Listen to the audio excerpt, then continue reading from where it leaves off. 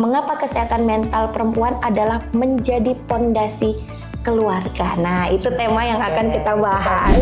Apa yang dimaksud dengan kesehatan mental pada perempuan, khususnya seorang ibu? Tapi kalau khususnya untuk ibu, seorang ibu ini berarti dia mampu menjalankan peran sehari-hari tanpa merasa terbebani. Yang sampai akhirnya biasanya mengorbankan dirinya. Nah, itu. Maksudnya, apakah benar seorang ibu harus selalu kuat, sabar, berat kuat jadi ibu. Iya, kayaknya harus jadi pahlawan gitu ya, atau jadi superhero gitu ya. Ibu kan bukan berarti jadi manusia super. Betul. Tapi ibu ini tetap manusia biasa, yang boleh merasa lelah, boleh merasa sedih, kecewa, marah, bahkan menangis sekalipun gitu kan. Dan boleh diungkapkan ternyata itu ya. Boleh diungkapkan dan memang harus. Jadi ketika ibu ngerasa udah nggak baik-baik aja nih, jangan ragu untuk cari bantuan profesional.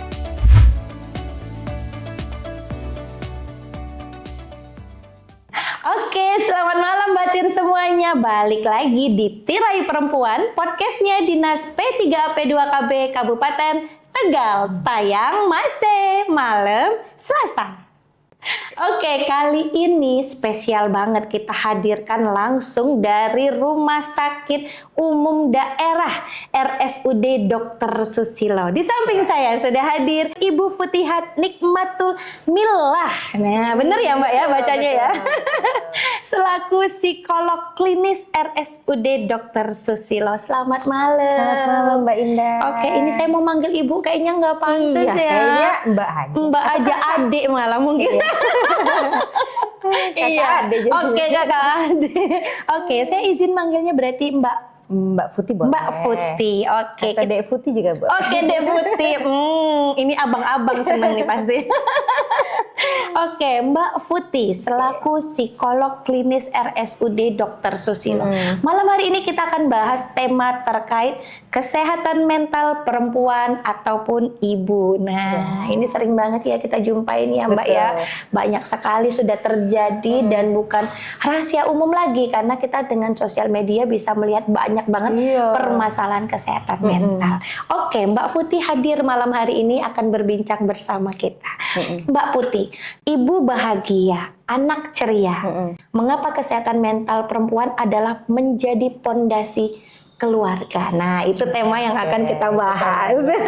Kayaknya Mbak Futi udah nggak sabar nih mau menjawab. Oke, kita tayang. Oke, kayaknya Mbak Putih udah nggak sabar ya untuk menjawab pertanyaan-pertanyaan dari kita. Kita akan kembali setelah yang satu ini. Oke, Mbak Putih, malam hari ini saya akan punya banyak pertanyaan. Karena kita banyak banget. Mungkin kita bisa pulang subuh, nggak apa-apa ya? Nggak apa-apa. Iya, nggak apa-apa. Ada yang nganter atau ada yang jemput? Sendiri, mandiri. Kameramen kayaknya bersedia nih nganter pulang. Oke Mbak Putih, kita masuk ke pertanyaan pertama. Ya, apa yang dimaksud dengan kesehatan mental pada perempuan, khususnya seorang ibu? Sebenarnya kalau bicara tentang kesehatan mental tuh bukan cuma sekedar nggak mengalami gangguan mental gitu. Gitu. Nggak sesimpel itu.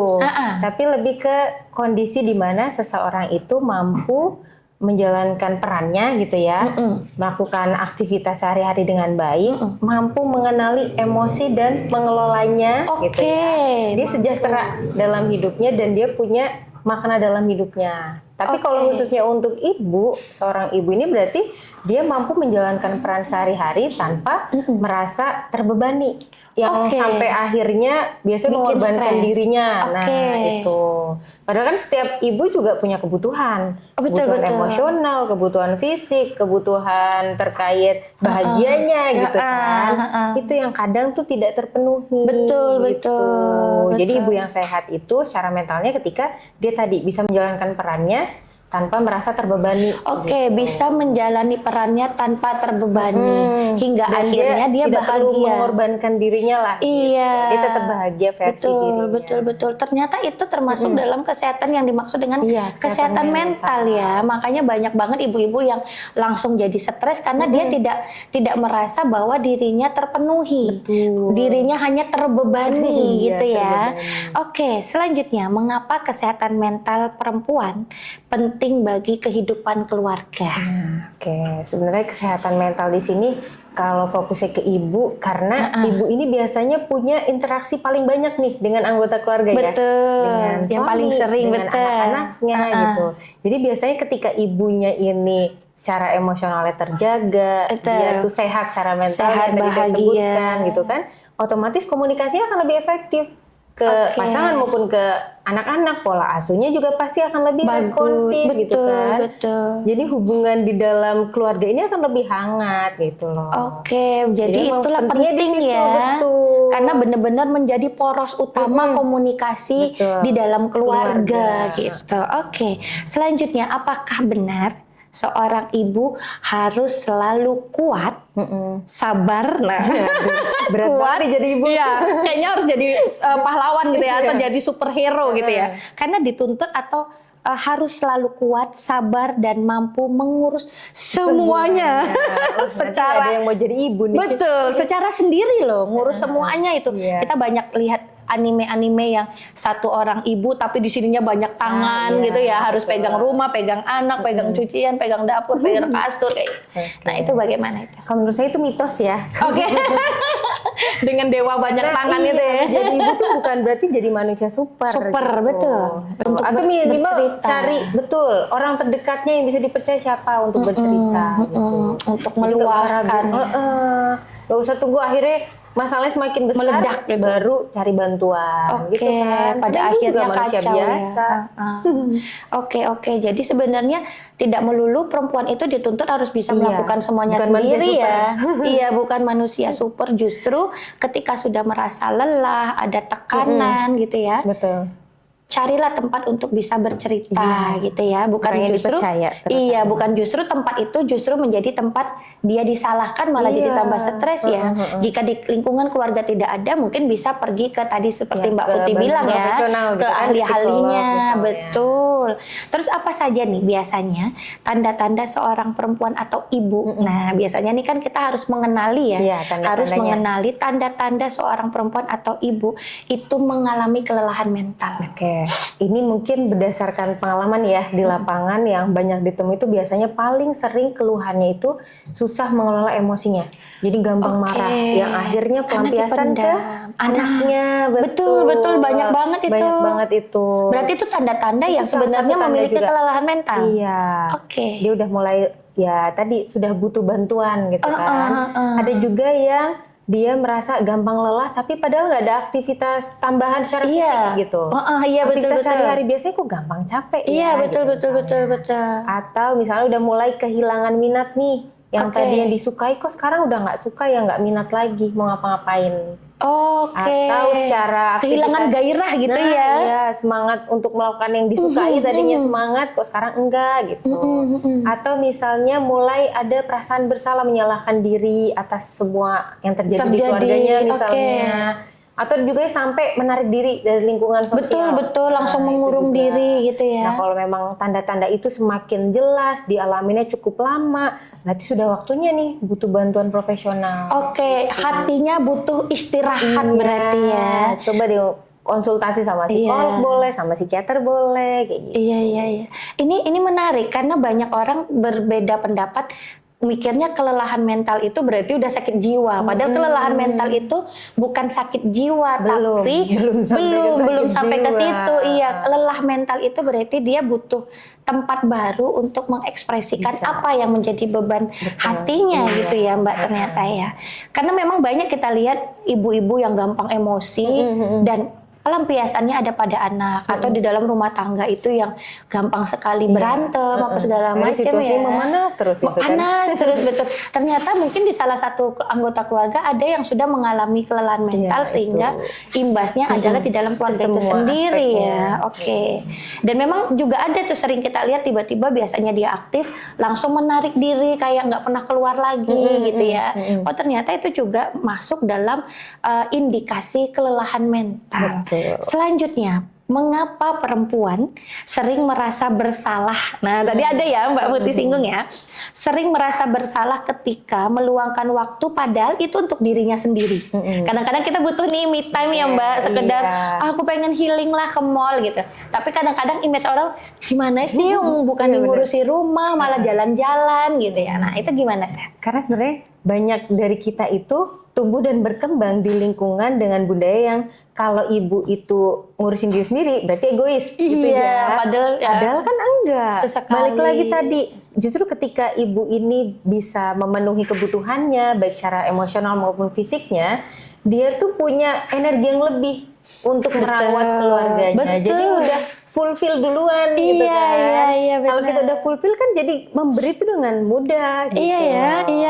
Jadi memang kebutuhan untuk tadi ya me time-nya tuh perlu. Jadi me time ini atau merawat diri ini bukan berarti kita mengabaikan keluarga juga. Iya, dan itu tidak setiap saat ya, dan itu diperlukan. Iya, asal kita bisa menempatkan diri kapan kita harus me time, kapan tidak. Gak berlebihan dari me time. Gak berlebihan betul. Ya ampun, ini obrolannya asik banget, setuju. Karena memang itu relate ya Mbak. Bener. Sering banget terjadi dan kita lihat di lingkungan kita sendiri gitu, dan itu memang dialami gitu. Betul. Yang penting kita tahu porsinya kita ketika mau me time itu tadi ya.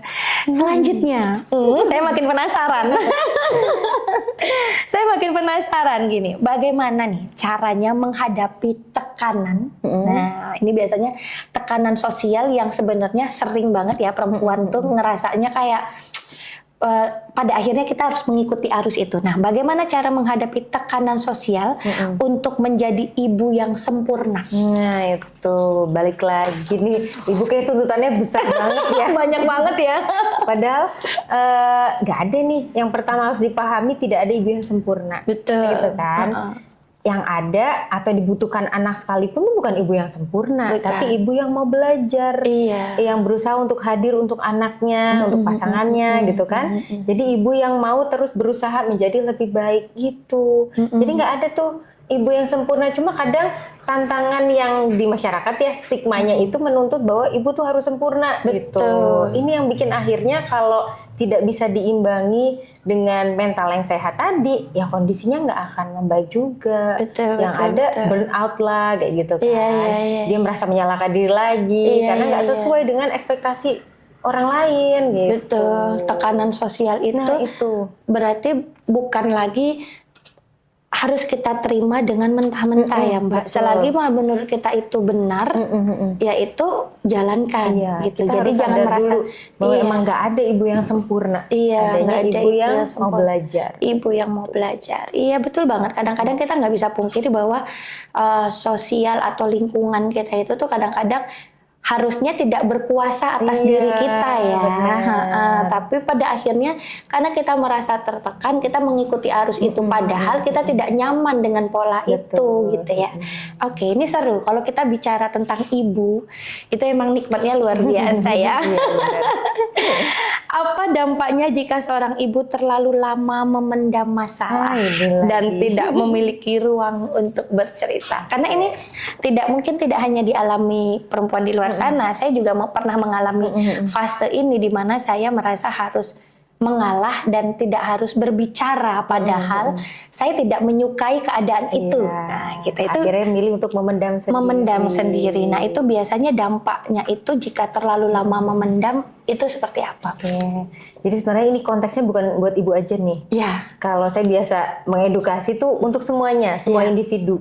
Kalau memendam emosi sendiri ini, emosi yang terpendam tadi tuh bisa memicu munculnya gejala-gejala psikologis yang mengarah ke suatu gangguan tertentu, kayak misalnya stres berlebih gitu ya, kecemasan, bahkan mungkin gejala depresi sekalipun, tadi kelelahan emosional dan sebagainya.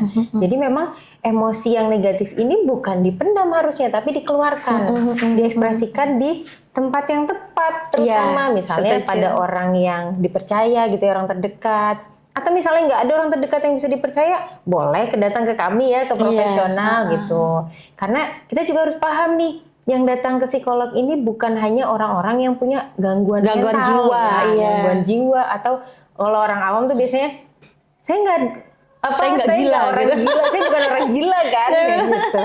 Saya Bukan Bu, bukan. Iya. Gitu.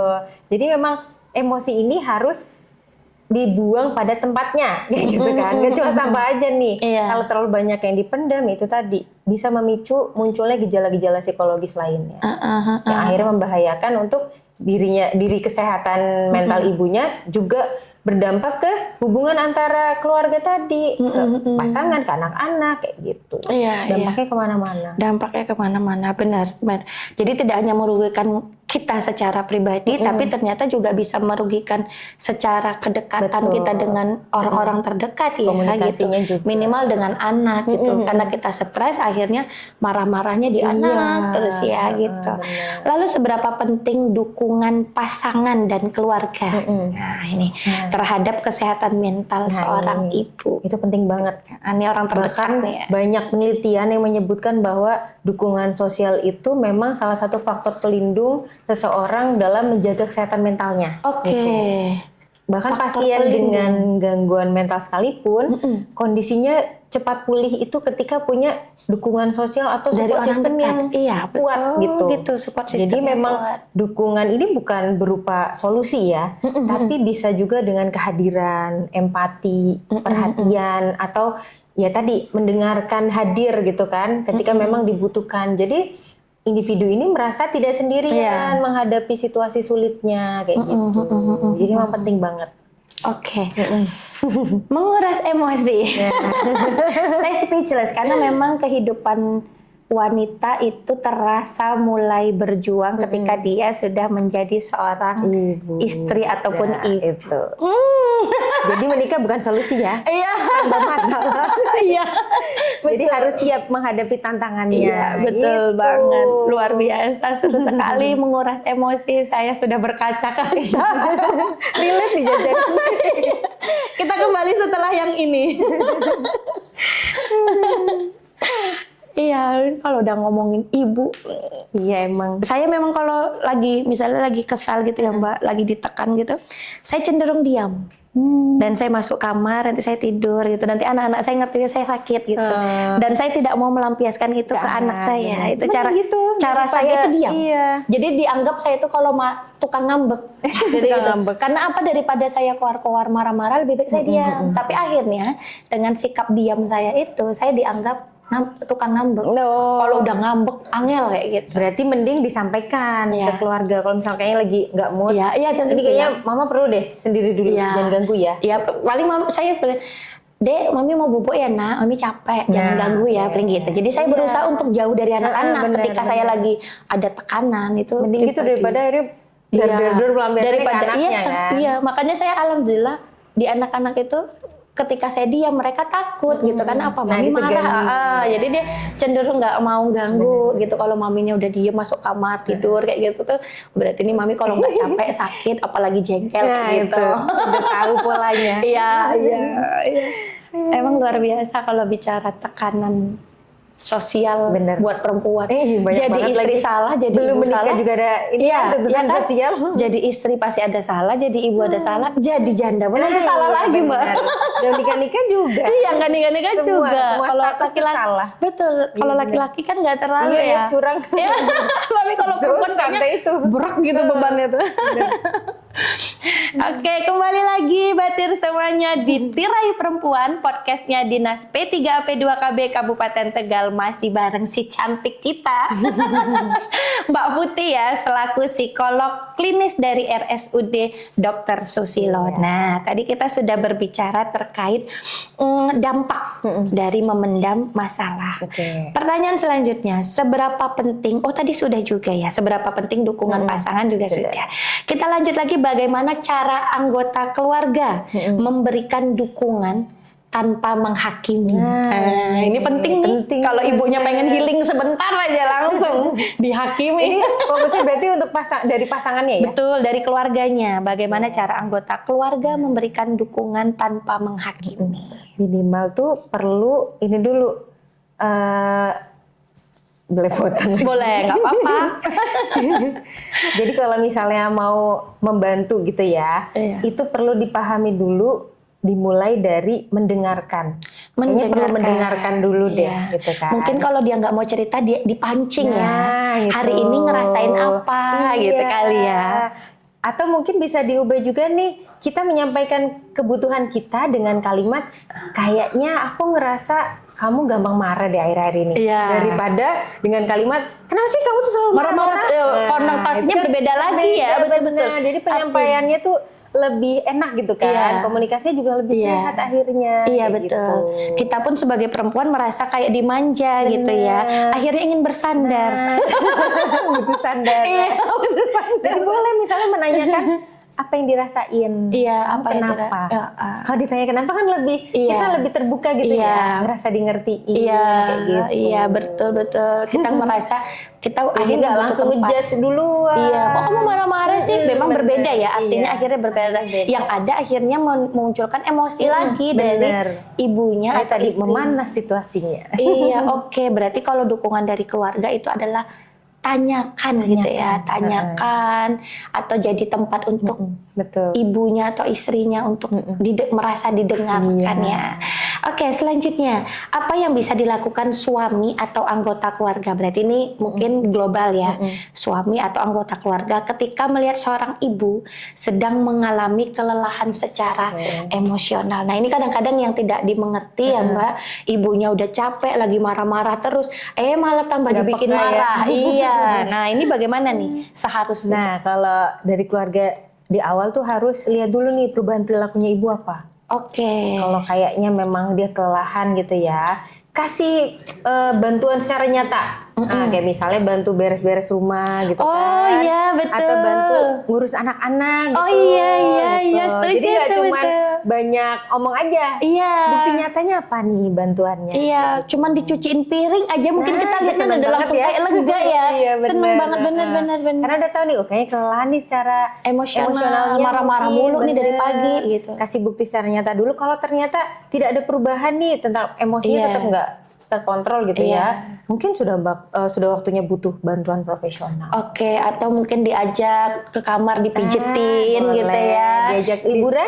Diajak liburan. Mayu kita pergi renang atau ke mall gitu kan ya, beli baju baru. Iya, langsung happy lagi tuh. Atau sekedar makan bakso keluar gitu ya Mbak. Bener-bener. Memang kadang-kadang bantuan kecil itu bisa meringankan sedikit yang dirasakan ya Mbak. Jadi tidak hanya sekedar nyalahin aja, tapi juga mengerti apa yang menjadi masalah si ibu ya. Oke, selanjutnya bagaimana cara membangun komunikasi yang sehat dalam keluarga agar perempuan merasa didengar dan dihargai. Nah, tadi kan sudah disinggung tuh tentang harus didengar, harus dimengerti. Nah, bagaimana lagi nih cara membangun komunikasinya? Selain tadi mendengarkan tuh, jadi biasakan juga tadi ya kalimatnya juga dibuat lebih Diubah. positif. Oke. Terus juga kasih wadah. Jadi kita tuh menyediakan wadahnya si pasangan ini, nggak cuma sekedar kamu kenapa, tapi sambil lalu nggak mendengarkan atau tidak hadir secara utuh di situ. Iya, Hadir tuh malah nggak ikut cuma marah-marah. fisiknya ya, Iya, tapi betul. emosional juga. Oke. Jadi memang meluangkan seluruhnya. Iya. Jadi si suami ini sudah siap nih, oke aku akan hadir di sini untuk istriku, mendengarkan Oke. dan memang ya mungkin memberikan solusi atau mencari jalan keluarnya bersama kayak gitu kan. Iya. Jadi ketika ditanya dan kitanya benar-benar hadir di situ kan istri juga pasti akan ngerasa dihargain atau dimengerti lah minimal. Sebenarnya perempuan itu nggak ribet ya Mbak. Iya, benar. Sebenarnya perempuan itu sederhana guys. Sesimpel itu. Sesimpel itu. Cuman dipeluk aja Iya, itu udah tenang udah, gitu. selesai. Apalagi dikasih gepokan. Tambah belanja sana gitu. Bener lagi. Bener lagi. Atau sekedar udah ditransfer ya gitu Iya, kan. benar. Jajan dulu sana. Seneng ya Mbak. Sebenarnya seneng perempuan itu banget. nggak ribet sebenarnya. Iya.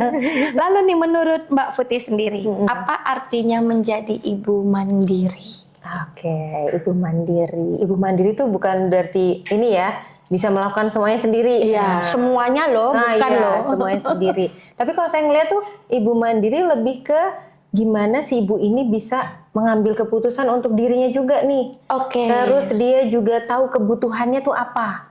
kalau emang dia mungkin lelah, butuh istirahat mungkin gitu kan. Dia butuhnya apa tuh, dia karena dia mengenali dirinya. Iya. Bukan cuma sekedar aku pengen ini tapi nggak bisa, aku harus ngurus anak misalnya kayak gitu kan. Terus juga dia tahu kapan waktunya butuh bantuan misalnya. Jadi dia berdaya gitu loh. Dia bisa melakukan apa yang menjadi kebutuhannya, apa yang jadi keinginannya. Gitu.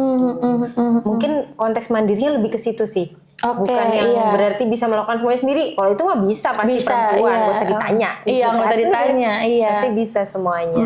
Tapi lebih ke situ. Akhirnya perempuan juga tidak harus bergantung pada pasangannya terus gitu ya. Dia bisa berdaya dengan dirinya sendiri. Dia bisa berdaya dengan dirinya sendiri. Itu konteks ibu mandiri. Seru ya, jujur saya seneng nih sama jawabannya karena memang relate dan memang itu yang dibutuhkan oleh perempuan ya. Itu nyambung gitu. Apakah kemandirian seorang ibu hanya berkaitan dengan ekonomi? Nah, ini biasanya banyaknya gitu ya. Iya, lagi mandiri ketika bisa bekerja sendiri gitu ya. Dia punya pendapatan sendiri. Betul. Nggak gitu juga. Nggak gitu juga konsepnya berarti. Ya walaupun in this ekonomi. Betul. Ekonomi itu penting ya. Betul. Tapi nggak cuman itu. Nggak cuman itu. Jadi kayak misalnya dia bisa berkarya misalnya gitu kan. Mandiri ini banyak konteksnya. Bukan hanya di bidang ekonomi. Betul. Kayak tadi bisa mengambil keputusan sendiri. Misalnya dia berkarya atau misalnya mau melakukan hal-hal yang dia sukai misalnya. Itu juga. Jadi banyak konteksnya, nggak cuma ekonomi aja. Berarti kemandirian di semua sektor. Benar. Iya, tidak hanya ekonomi, apapun itu bisa dilakukan ya. Dan bagaimana perempuan dapat tetap mengembangkan potensi dan cita-citanya setelah menjadi seorang ibu. Jadi kadang perempuan juga akhirnya merasa kok aku berhenti ya sampai di sini ya. Ketika sudah menikah berarti semuanya selesai gitu. Padahal dia masih bisa nih mengembangkan potensinya. Mungkin bisa memulai dari hal-hal kecil. Kayak misalnya menambah keterampilan baru gitu kan. Yang sebelumnya nggak bisa apa, pengen ikut pelatihan ini deh. Atau ikut workshop apa, silakan. Dari baca buku juga kita bisa nambahkan potensi apa nih yang bisa dikembangkan dari dirinya kayak gitu. Atau misalnya itu tadi ikut kegiatan yang sebenarnya pengen diikutin tapi kok belum sempat atau ragu mau ikut aja. Dimulai dari hal-hal kecil tadi. Itu bisa jadi peluang untuk kita mengembangkan potensi sebagai ibu. Iya, jadi bukan berarti setelah menikah berhenti, semua hal yang kita inginkan selesai ya. Masih banyak juga yang setelah menikah justru dapat dukungan penuh dari suami sehingga malah bisa tambah cemerlang karirnya gitu kan. Ketika seorang perempuan atau ibu ini berkarya atau bekerja misalnya itu kan rasa percaya dirinya juga tumbuh. Rasa percaya diri tumbuh, kemudian juga merasa happy versi dirinya, kebutuhan sosialnya juga terpenuhi, nggak cuma di rumah aja sama anak. Gitu. Sehingga ada kegiatan lain di luar itu. Nah, ketika ibunya akhirnya positif nih, secara emosionalnya bagus, terkontrol gitu kan, akhirnya dalam memberikan pendampingan atau merawat anak-anaknya akan lebih positif lagi kan. Gitu. Saya seneng banget loh sama podcast kali ini. Karena jawaban-jawabannya itu tuh memang memenuhi apa yang menjadi pertanyaannya kita. Karena memang sudah langsung dari ahlinya ya. Dan Mbak Putih, mengapa perempuan perlu memiliki ruang untuk belajar, berkarya, dan mengembangkan dirinya? Itu tadi jawabannya. Karena ketika perempuan ini berkarya gitu kan, dia tuh rasa percaya dirinya tuh tumbuh. Dan dia ngerasa berharga. Dan dia tidak insecure ya akhirnya ya. Ketika ibunya ini positif ya pembawaannya, dia juga udah terpenuhi nih kebutuhannya. Balik lagi dia udah fulfill. Jadi dalam merawat anak-anaknya, dalam mengurus suaminya, itu akan lebih tulus lagi gitu kan. Kalau kita udah berlebih, memberikan kayaknya cuma-cuma ya, gitu loh. Jadi akhirnya dia boleh bertumbuh, dia boleh menjalankan perannya misalnya sebagai pekerja, dia mau mengembangkan karirnya, atau misalnya mau melanjutkan pendidikan, boleh juga kan. Iya, betul-betul melanjut. Banyak juga yang setelah menikah, mereka justru bisa sekolah lagi gitu ya. Karena dia sadar bahwa dia punya punya ruang sesuatu, sendiri iya. untuk dia berkembang. Oke, betul.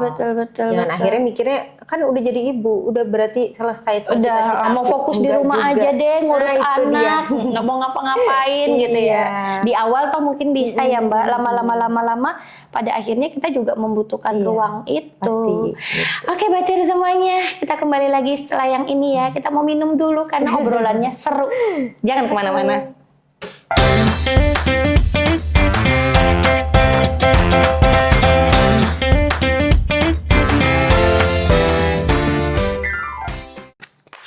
Oke Batir semuanya, kembali lagi di Tirayu Perempuan, podcastnya Dinas P3AP2KB Kabupaten Tegal. Tayang masih malam Selasa.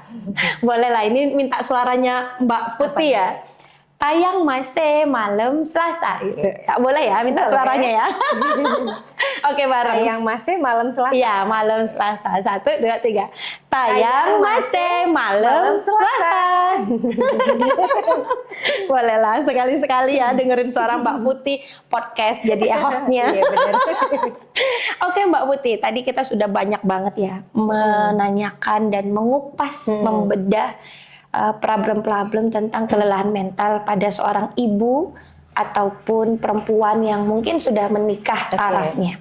Sekarang nih, bagaimana cara membagi waktu? Nah, biasanya di sini kan agak kesulitan ya, sering ya, membagi waktu antara mengurus keluarga dan memenuhi kebutuhannya sendiri. Sebenarnya kalau gimana cara membaginya tuh, kita perempuan tuh pasti tahu porsinya. Jadi adil tuh nggak harus sama kan. Jadi semua ada porsinya masing-masing. Ada kalanya keluarga membutuhkan kita sebagai ibu, sebagai pasangan. Iya, gitu kan. betul. Ada kalanya juga kita butuh waktu untuk sendiri. Jadi sebenarnya bukan nyari keseimbangannya, tapi lebih ke tahu kapan waktunya kita dibutuhkan untuk keluarga, kapan waktunya untuk diri kita sendiri. Mungkin Jadi punya bukan, skala prioritas kali ya. nah, misalnya itu, oke, dilihat kondisinya. Oh, yang dibutuhkan sekarang mungkin keluarga Ini, dulu. iya, gitu kan. prioritasnya keluarga dulu, jangan hiburan dulu gitu ya. Gitu. Jadi tahu kapan waktunya. Oke. Jadi bukan harus seimbang. Oh, segini porsinya untuk keluarga, segini porsinya untuk kita. Itu juga enggak. Itu juga enggak, betul. Karena segala sesuatunya sudah punya takaran sendiri ya Mbak Putih ya. Sesuai porsinya. Oke, sesuai porsinya. Catatan ya, bukan dibagi sama rata, Iya, nggak harus tetapi sesuai porsinya. Oke, selanjutnya banyak nih orang yang menganggap self care, nah ya Mbak, sebagai sesuatu yang mahal. Oke. Mahal. Apa ke salon gitu ya? Iya. Apa itu benar gitu? Self care. Nah, itu apakah benar sesuatu yang mahal? Menurut saya enggak ya. Enggak ya? Enggak harus. Karena kan self care ini konteksnya adalah aktivitas untuk mengembalikan energi gitu kan, memenuhi energi kita lagi. Jadi bukan tentang menghabiskan uang gitu. Jadi self care ini boleh dengan apa aja, kayak misalnya dengerin musik atau tidur siang yang cukup gitu ya. Nah, itu kan kayaknya langka banget itu. ya. Ya. Tidur siang yang cukup, terus kayak misalnya jalan pagi gitu, olahraga, atau jogging kan? sore gitu bareng anak sekalian gitu ya. Atau misalnya sekedar nonton drakor, dracin, Betul ke bioskop gitu ya atau ya. Atau cuman pakai handphone deh gitu Pakai handphone, kan. iya, di rumah, nonton, gitu iya. juga bisa. Jadi self care tuh boleh melakukan apa aja karena konteksnya tadi bukan menghabiskan uangnya, tapi aktivitas untuk mengembalikan energi kita lagi. Oke, self care itu aktivitas mengembalikan energi kita lagi, bukan dengan melulu menghabiskan uang. Oh, self care ini kudu healing, kudu keluar kota, harus healing, harus belanja, harus jajan apa aja, gitu pengen ya. jajanan yang mahal, kebanyakan begitu ya Mbak ya. Ternyata bukan itu konteksnya. Selanjutnya, bagaimana cara seorang ibu mengenali bahwa dirinya itu membutuhkan bantuan dan dukungan profesional. Kadang-kadang ini yang Mbak lebih sering dipendam, tanpa dia sadari ternyata dia butuh seseorang yang lebih profesional mendalami isi hatinya. Oke. Jadi kapan waktunya dia tuh paham harus cari bantuan profesional dan gitu bagaimana caranya. Yang pertama harus dikenali ada nggak perubahan dalam dirinya. Dia juga harus kenal itu tuh. Oh, berarti dia juga harus mengenali dirinya. Kadang kan kita nggak sadar ya, tapi akan ada waktunya dia menyadari bahwa kok kayaknya aku nggak kayak biasanya ya. Oke, Ada iya yang iya iya. berubah Ada sama momen, dirinya, gitu ada kan. momen tertentu yang kita Aku merasakan tadinya itu. nggak kayak gini, nggak gampang marah, kenapa sekarang gampang marah ya? Senggol Oke. bacok misalnya gitu kan.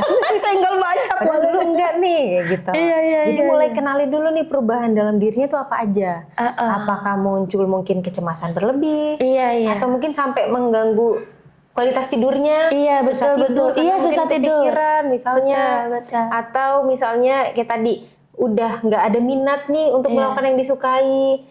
Bahkan mungkin beraktivitas sehari-hari aja terganggu gitu Iya, kan. iya, iya, iya. Nah, apalagi kalau dialamin dalam jangka waktu yang cukup panjang. Ini berarti sudah butuh waktunya, udah waktunya Butuh seseorang ya. Nah, itu sudah waktunya butuh bantuan profesional Butuh berarti. profesional. Mungkin ke psikolog atau boleh juga ke psikiater gitu kan. Oke. Kalau memang ternyata sudah sangat mengganggu. Kuncinya itu di situ. Iya, karena kita tahu masalah kita, tapi kadang kita tidak mengenali gejala itu ya. Bener. Kita tahu kita punya Kadang stres tinggi denial, nih. Iya. merasa nggak apa-apa. Iya. Padahal kita tahu bahwa kita lagi punya pikiran berat, beban gitu ya. Tapi kita merasa kayak nggak apa-apa kayak Jadi gitu. kuncinya harus diterima dulu. Terima Oke. dulu emosi yang dirasakan tuh seperti Iya, apa. dan kenali itu Iya, dirinya harus bisa sendiri ya. mengenalinya, benar. Berarti cara pertama itu ya dari dirinya sendiri. Kita harus sadar dulu, Iya, sadar. punya kesadaran diri bahwa ada yang nggak beres sama dirinya. Mungkin butuh bantuan orang terdekat dulu misalnya, ternyata sudah lebih terbuka kok sama aja, berarti sudah harus ke profesional. Iya, oke. Dan bagaimana cara menghilangkan stigma bahwa meminta bantuan berarti tandanya lemah. Kan banyak juga ya Mbak yang kayak benar. gitu ya.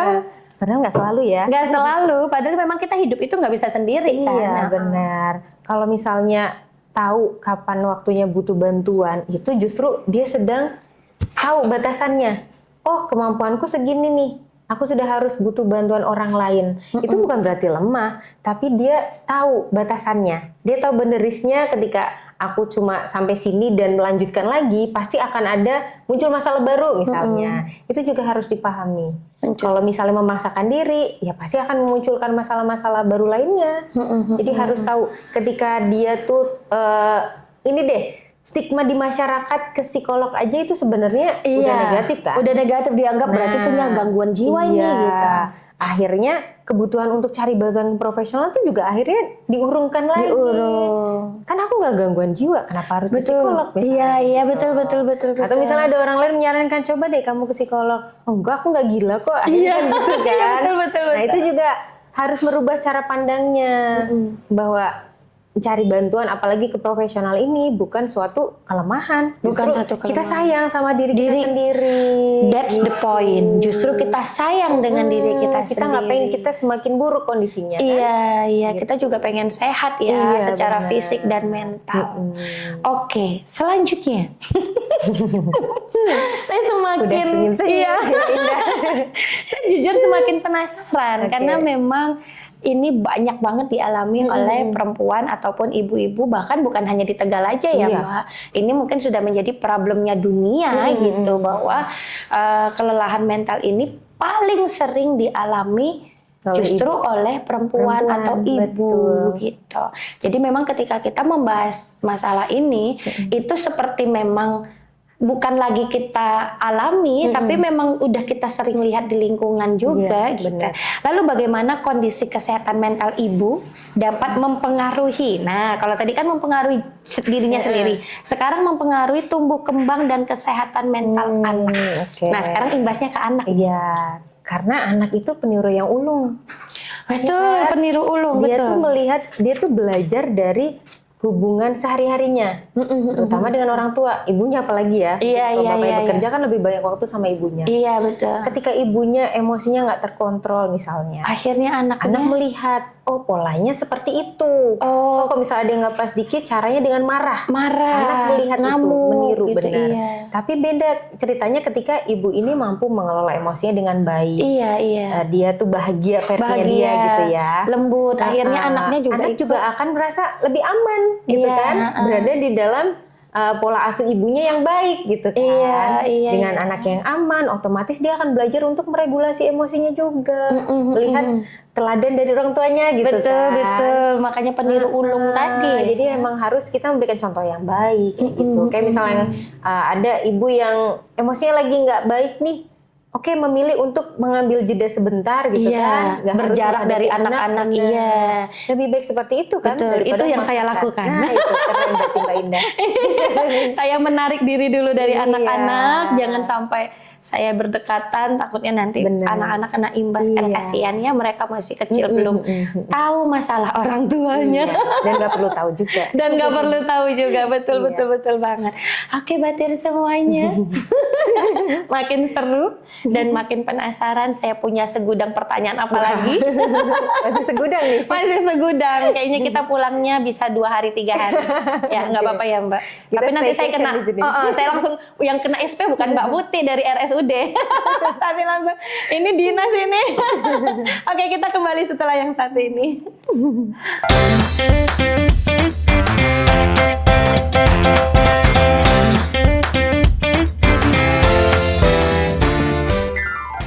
Oke, Batir semuanya, kembali lagi ya. Pasti sudah nggak sabar nih. Tirai Perempuan podcastnya Dinas P3AP2KB Kabupaten Tegal. Masih di samping saya ada yang cantik, Mbak Putih ya. Kita masih ngelanjutin pembahasan terkait kesehatan mental seorang ibu. Mbak Putih, tadi kita sudah mengetahui nih dampaknya untuk anak. Lalu, mengapa ibu yang bahagia dan sehat secara mental dapat menciptakan suasana keluarga yang lebih positif? Oke. Karena emosi itu juga menular loh Mbak Indah. Ketika ibunya tuh tenang gitu ya, terus punya energi yang cukup, akhirnya kan komunikasi sama keluarga juga positif. Komunikasinya efektif, anak lebih terbuka gitu kan. Terus juga interaksi anak sama orang lain nantinya juga akan lebih baik karena dia belajar dari keluarga yang emang komunikasinya juga baik. Gitu. Jadi memang dari ibu yang bahagia ini akan membuat keluarganya juga ikut bahagia. Tapi ibu juga bukan penentu utama ya. Betul. Cuman jadi pondasi dasar juga nih salah satunya. Setuju itu saya. Lalu bagaimana cara orang tua dapat mengajarkan anaknya untuk mengenali dan mengelola emosinya sejak dini? Kalau mau mengenalkan anak tuh sebenarnya kita bisa dengan memberi nama dari emosi yang dia rasakan. Karena anak tuh nggak tahu ya, ini aku kenapa sih? Pokoknya bete aja, pokoknya jelek gitu ya. Awalnya jengkel aja gitu ya. Kita boleh kasih nama emosi dia, misalnya kakak lagi marah ya, karena tadi nggak dibeliin mami balon. Karena kan di rumah ada balon, kita baru beli kemarin. Jadi anak tuh tahu, oh ini namanya marah. Kita boleh memberitahu ya bahwa itu adalah marah. Jadi anak tuh tahu, oh ini namanya marah. Sebabnya karena apa gitu ya? Aku muncul ini yang dirasain seperti apa sih? Jadi dia besok-besok dia kan bisa ngucap, aku lagi marah. Aku tadi gini misalnya. Dan dia tidak tahu alasan dia dilarang karena apa gitu ya. Kadang kan anak udah bete, kenapa sih gitu ngambek gitu kan? Dia nggak dikenalkan tentang emosi, tapi dia juga nggak tahu itu kenapa. Taunya ngamuk aja gitu ya. Sambil kita sering memberi nama dari emosi-emosi itu, boleh juga kita ngajarin dari tayangan atau misalnya buku kan banyak ya tentang jenis-jenis emosi. Jadi ajarkan anak bahwa boleh mengalami semua emosi itu. Itu manusiawi. Sekaligus kita juga bisa ngajarkan dia untuk kontrol emosinya dari dini secara tidak langsung gitu. Nggak boleh kalau lagi marah gitu ya. Gitu. Marah boleh tapi ada porsinya gitu kan. Nggak boleh misalnya mukul orang lain. Nggak boleh ngelempar barang-barang. Ngelempar barang. Betul. Jadi kita tahu cara mengekspresikan yang tepat. Kita beri nama pada rasa yang dia, emosi yang dia rasakan, tapi kita juga mengajarkan solusi atau cara mengatasinya secara tidak langsung ya. Dan Mbak Putih, apa pesan untuk para ibu yang saat ini merasa lelah, merasa kewalahan, merasa belum menjadi ibu yang cukup baik atau yang merasa tidak sempurna itu tadi? Apa pesannya? Pesannya mungkin saya mau ngingetin aja sih, bahwa nggak ada ibu yang sempurna kan yang tadi balik lagi ke awal. Betul, itu poin utama. Jadi kalau misalnya ibunya merasa dirinya nggak sempurna karena mungkin banyak melakukan kesalahan, itu nggak apa-apa. Yang penting mau belajar gitu Yang kan. penting mau belajar. Ketika dianya mau belajar, memperbaiki diri, bener. Akhirnya kan anak juga akan merasakan dampaknya.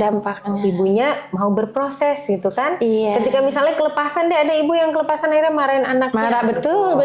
Boleh setelahnya minta maaf misalnya kan. Mengakui kesalahannya, maaf ya tadi mau marah-marah misalnya. Iya. Itu kan. Anak akan lebih paham, oh tadi marah karena mungkin lagi kesel sama yang lain. Jadi akunya nggak nurut lagi gitu kan. Dan itu juga secara tidak langsung lagi mengajarkan anak-anak untuk berjiwa besar mengatakan kata maaf ketika dia melakukan kesalahan ya. Ibuku juga berani minta maaf, aku juga harus kan gitu ya. Akhirnya kan jadi teladan lagi. Akhirnya jadi teladan tanpa kita sadari. Betul. Dan Mbak Putih, jika seorang ibu hanya memiliki nih waktu 10 menit untuk dirinya sendiri di setiap harinya, kira-kira yang sebaiknya dilakukan apa? Satu hari hanya 10 menit. Ngapain? Saya masuk kamar tidur. Apakah 10 menit cukup untuk tidur? Tidak. Enggak ya. Jadi 10 menit ini sebenarnya cukup sih menurut saya untuk mengevaluasi diri. Gitu ya. Jadi misalnya sendiri di kamar, tapi nggak untuk tidur. Iya, tapi tidak. Bisa untuk merenungin, misal minum air putih deh, minum air putih, atau relaksasi pernafasan tuh boleh. Relaksasi pernafasan sambil menenangkan dirinya, tarik nafas, mengevaluasi seharian ini aku udah ngapain aja sih. Atau aku melakukan apa ya yang perlu dibenahi. Gitu 10 menit yang bermakna. Iya, jadi memaknai apa yang sudah dilakukan seharian itu. Misalnya bisa dilakukan 10 menit ini di malam hari mungkin. Sebelum tidur atau apa gitu kan. hari ini ngapain. Kemudian maafkan diri sendiri misalkan terjadi kesalahan gitu kan. Iya. Karena kita bukan manusia yang sempurna. Iya. Jadi boleh misalnya kita mengalami kesalahan tapi kita tahu besoknya tidak diulangi lagi. Betul. Apa yang harus diperbaiki untuk kedepannya kayak gitu. Boleh tuh 10 menit cukup sih kayaknya. Untuk merenung ya. Iya, bukan untuk tidur. Saya merinding. Setelah itu tidur boleh ya. Iya, setelah itu. Jadi kita tidur tidak membawa beban yang sudah dibawa seharian itu. Jadi kayak ibaratnya kita tidur menutup semua pintu dan jendela pikiran kita, jadi tidurnya lebih nyenyak, berkualitas. 10 menit untuk mengevaluasi diri. Bukan hanya tentang keburukan, tapi tentang kebaikan apa yang sudah. Juga. Iya, intinya evaluasi diri sendiri 10 menit itu, dan setelahnya baru tidur. Baru istirahat. Ini yang tidak terpikirkan oleh banyak orang. Ini poin penting. Ketika kita hanya punya waktu 10 menit untuk diri kita sendiri, untuk memikirkan diri sendiri, ternyata kita harus melakukan evaluasi. Apalagi kalau setiap hari kan? Iya, setiap hari 10 menit, 10 menit. Iya. Dan itu kayaknya jarang dilakukan semua orang. Adanya cuma paling mengeluh gitu ya. Sholat pun mungkin berdoa mengeluh ya Mbak ya. Oke Mbak Putih, saya punya satu pertanyaan terakhir. Terakhir nih. Ku beri satu pertanyaan. Langsung satu permintaan. Harusnya satu permintaan ya. Ini satu pertanyaan ya ternyata. Oke, apa satu hal yang ingin disampaikan kepada perempuan agar tidak melupakan dirinya sendiri dalam menjalankan peran sebagai ibu? Ini harus serius nih. Serius. Mungkin saya mau ngingetin lagi bahwa seorang ibu dulunya sebelum jadi seorang ibu adalah manusia biasa, ya kan? Yang punya mimpi, punya kebutuhan, punya hak untuk merasa bahagia, gitu kan? Jadi ketika merawat diri itu bukan berarti Anda itu melupakan keluarga, tapi justru ketika menjaga kesehatan fisik dan mentalnya, Anda itu punya kapasitas yang lebih besar untuk menyayangi dan mencintai orang terdekatnya, terutama keluarga ya.